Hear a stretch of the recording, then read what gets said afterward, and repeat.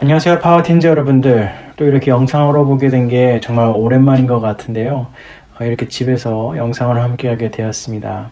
다름 아니라 제가 코로나에 조심한다고 했지만 갑자기 코로나에 확진이 되는 바람에 지금 집에서 격리를 하고 있습니다.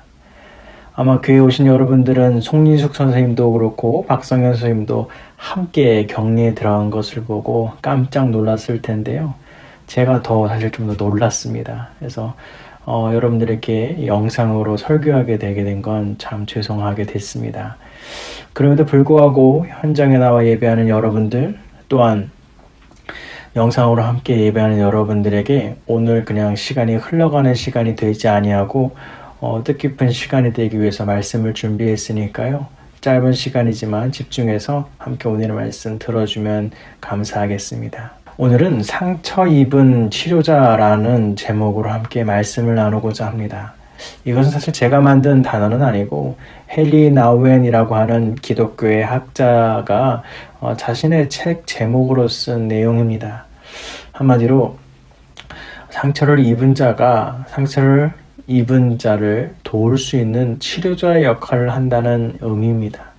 이것을 한 가지의 문장으로 따와서 읽어드린다면 이렇습니다.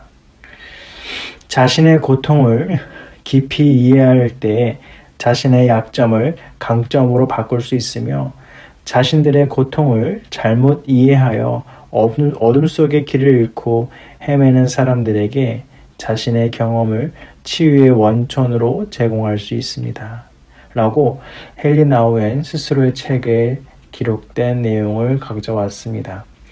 여러분은 이 헨리 나우엔의 이야기를 처음 듣고 어떤 생각이 드셨습니까? 과연 상처를 입은 자가 다른 사람에게 치유자의 역할을 할 수 있을까?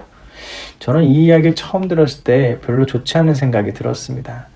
왜냐면 제가 여러 가지의 이야기가 있겠지만 그 중에 저에게 가장 큰 공감이 되지 않았던 것은 아픔이라는 것이 동일하다면 내가 겪은 아픔과 다른 사람이 겪은 아픔을 동일시 여길 수 있겠지만 사실 우리는 모두 내가 아주 작은 아픔을 내가 겪은 게 더 크고 다른 사람의 아픔이 아무리 크다 하더라도 그것을 내가 겪지 않으면 그것은 작아 보이는 것이 우리의 삶이기 때문입니다. 한 가지가 이런 것이겠죠. 제가 군 생활할 때 새끼손가락에 동상을 입었습니다. 제가 이것을 병원에 가서 새끼손가락에 동상이 걸려서 겨울철만 되면 마비가 옵니다. 때로는 마비가 오다 못해 자고 일어나면은 손가락이 없어진 것 같은 아주 이질감이 느껴져서 되게 불편합니다 라고 이야기하자 그 의사 선생님은 이야기했어요. 죽고 사는 문제 아닌데 그냥 사시죠 라고 이야기합니다. 물론 새끼손가락 하나 이것이 저에게는 큰 생명의 오락가락하는 문제는 아니지만 저로서는 겨울이 오는 것이 두려워지는 이유 중에 하나입니다. 한마디로 저는 이것이 참 불편하고 힘들어서 의사에게 이야기했지만 그 의사는 수술을 할 수도 없고 그렇다고 뚜렷한 방법도 없으니 그냥 참고 살아가라는 이야기만 한 것이죠.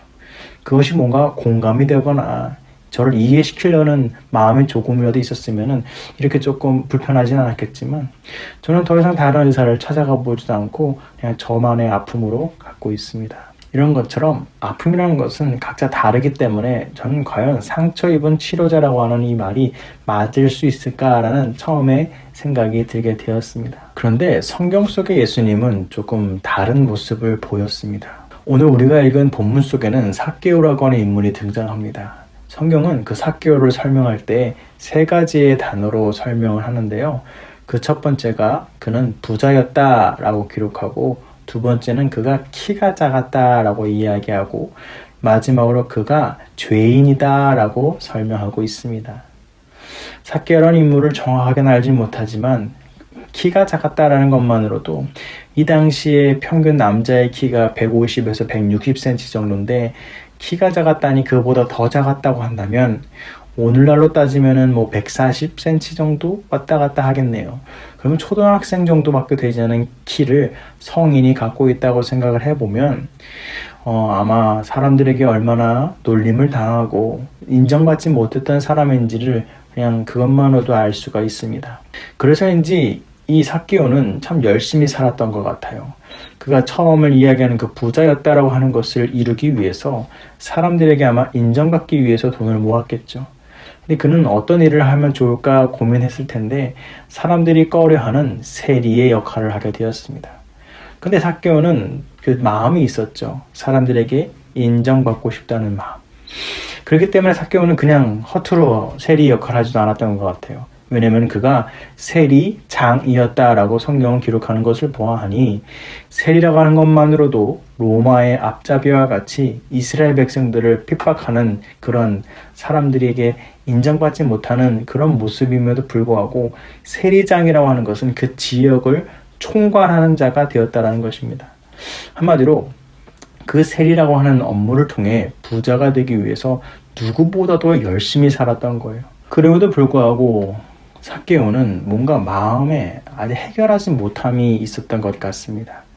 그것은 우리가 성경에 나오듯이 예수님이 그의 마을에 왔다라는 이야기를 듣자 정말 어린아이처럼 돌 무화과 나무에 올라가는 그의 모습을 통해서 볼 수가 있습니다. 그리고 우리는 충분히 생각해 볼 수가 있는 부분이 있습니다. 그것은 삭개오가 얼마나 힘든 삶을 살았는지. 그의 이름의 뜻이 삭개오라고 하는 이름의 뜻이 바로 순결하다, 의롭다라는 뜻을 갖고 있습니다. 그런데 앞서 세 가지의 삭개오를 표현하는 단어가 있었는데 첫 번째가 부자였고 또 한 가지가 키가 작았고 마지막이 죄인이라고 되어 있습니다. 자신의 이름은 순결하고 의로운 자라고 하는 이름을 갖고 있는데 세상 사람들은 그를 뭐라 불렀냐고요? 바로 죄인이라고 불렀습니다. 얼마나 괴리적인 상황입니까?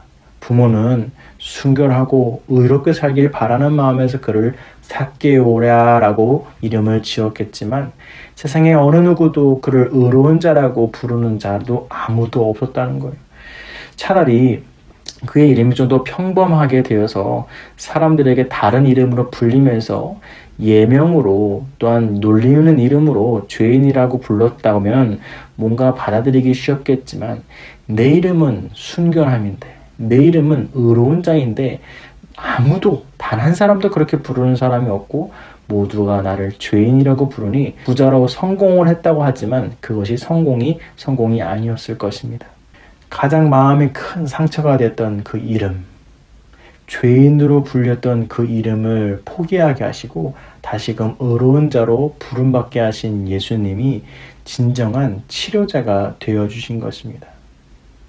아마 예수님이 이렇게 삭개오를 이해할 수 있었던 것은 누구보다도 사람들에게 미움을 받았던 예수님의 모습과 경험이 있었기 때문일 것입니다. 예수라는 이름 자체도 구원자라고 하는 이름으로 이 땅 가운데 왔지만 이 땅에 오자마자 마구간에서 태어났습니다. 또한 죽임을 당할 뻔하였고 어린 아이임에도 불구하고 성경을 많이 알고 하나님의 아들임이 너무나도 분명함에도 불구하고 세상 사람들, 마을 사람들 그 누구도 그를 예수 그리스도라고 인정하는 자가 없었기 때문입니다. 사랑하는 파워틴즈 여러분들, 저는 이 이야기가 특별한 의미가 우리에게 있다고 봅니다. 나의 아픔과 나의 슬픔이 과연 다른 사람에게 도움이 될 수 있을까? 물론 나의 아픔과 슬픔은 나 스스로에게는 도움이 안 될 수 있습니다. 그러나 이 나의 아픔과 슬픔, 나의 그늘이 나의 인생에는 도움이 안 되지만 다른 누군가에게는 도움이 될 수 있다는 것을 오늘의 말씀을 통해서 우리는 볼 수가 있습니다. 예수님조차도 그리스도, 구원자로 이 땅에 오셨음에도 불구하고 자신의 이름을 불리지 못하고 사람들에게 핍박받았던 것처럼 그럼에도 불구하고 그러한 상처 입은 예수가 오히려 삭개오의 한 사람의 생명을 구함으로써 삭개오는 결단하게 됩니다. 우리가 읽지는 않았지만 이후에 예수님을 만난 삭개오는 고백합니다. 자신의 재산의 절반을 떼어서 가난한 자들에게 나눌 것을, 또한 자신이 다른 사람의 재물을 나쁘게 빼앗았다면 법에서는 2배만 물어주면 된다고 되어 있지만 그것의 2배인 4배를 물어줄 만큼 정직하게 살겠다고 예수님 앞에서 약속하게 됩니다. 삭개오를 변화시킨 것은 어떠한 규칙도 법칙도 어떠한 재판관도 아니었습니다. 그저 그의 이름을 불러신 예수님의 입술 하나였습니다. 사랑하는 파워틴즈 여러분들, 우리들의 삶의 목표는 어디가 되어야 될까요? 그저 내 노력과 내 힘으로 나의 상처와 내 부족함을 채우기 위해 노력하는 것은 삭개오만치도 못 될 수 있습니다. 여러분들의 진정 본질을 회복하고 여러분들의 진짜 성공과 여러분들의 인생이 정말 잘 나아가기 위해서는 그 진짜 이름을 회복하는 여러분들이 되길 소망합니다. 그리하여 삭개오가 성결한 자, 순결한 자, 의로운 자라고 하는 이름을 회복했을 때에 사람들에게 인정받는 뿐만 아니라 스스로도 뜻있는 삶을 나는 살아가고 있어라는 깊은 생각을 하게 된 것처럼 여러분들의 삶 가운데서도 하나님의 자녀라고 하는 그 이름을 회복했을 때에 여러분들의 삶에 이유가 생기고 여러분들의 삶에 목표가 생겨서 열심을 다하여 기쁜 마음으로 하루하루를 살아가게 될 수 있습니다. 그렇게 이번 한 주를 살아가는 저와 여러분들의 삶 가운데에 먼저 하나님 안에 거하는 삶을 통해 하나님의 자녀가 되는 그 이름을 회복하길 소망하고 또한 우리 주변 가운데에 아픔과 슬픔 또한 어두움 가운데 있는 일이 분명히 있을 것입니다. 그런 이들을 찾아가서 나의 아픔을 그들과 동일시하는 것이 아니라 그들의 아픔을 충분히 껴안아주고 내가 겪었던 이 고난을 통하여서 그들을 세워줄 수 있는 중보자의 역할, 치유자의 역할을 하는 여러분들의 한 주의 삶이 되길 간절히 소망드립니다. 그리하여 의로운 자로 회복된 삭개오처럼 우리들 또한 하나님께 귀하게 쓰임받는 이번 한 주가 되길 간절히 소망드립니다. 기도하겠습니다.